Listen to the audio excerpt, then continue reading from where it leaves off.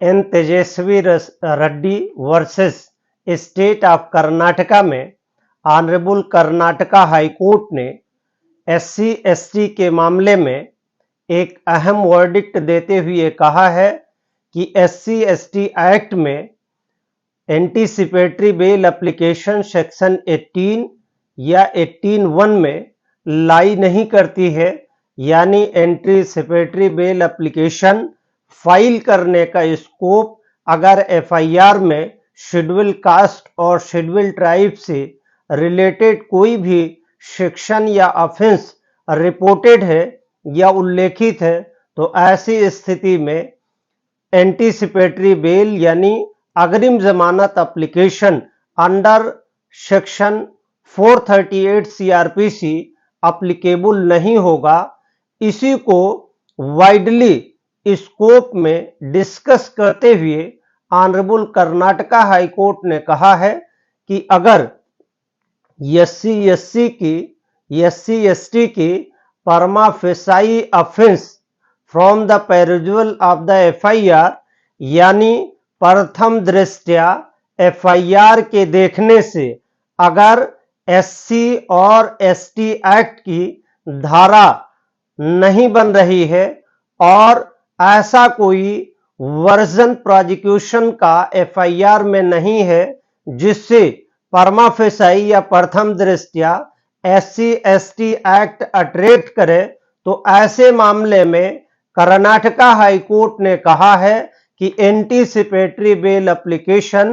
Prithviraj Chauhan versus union of India के verdict के हिसाब से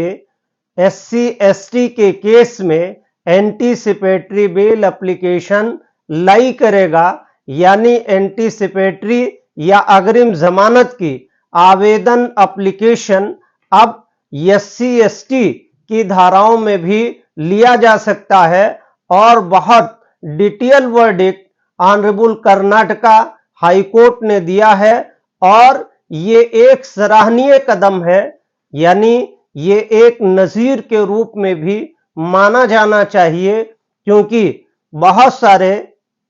सेक्शंस एससी एसटी के ऐसे लगाए जा रहे हैं जिसकी वजह से एक आम आदमी की और रेपुटेटेड पर्संस की छवि धूमिल हो जाती है, यानी एससी एसटी में एफआईआर दर्ज होते समय या कमीशन ऑफ ऑफेंस के समय ही बिना जांच के पहले ही गिरफ्तारी हो जाती है। ऐसी स्थिति में कर्नाटका हाई कोर्ट ने एक सेफगार्ड प्रोटेक्ट ऑर्डर दिया है जो पूरी तरह से हिंदुस्तान में एप्लीकेबल होना चाहिए और वेरियस ऑनरेबल हाई कोर्ट को इस एस्पेक्ट और प्रोस्पेक्ट पे कंसिडरेशन करते हुए एंटीसिपेटरी बेल एप्लीकेशन 438 सीआरपीसी को वाइडली स्कोप देते हुए एससी एसटी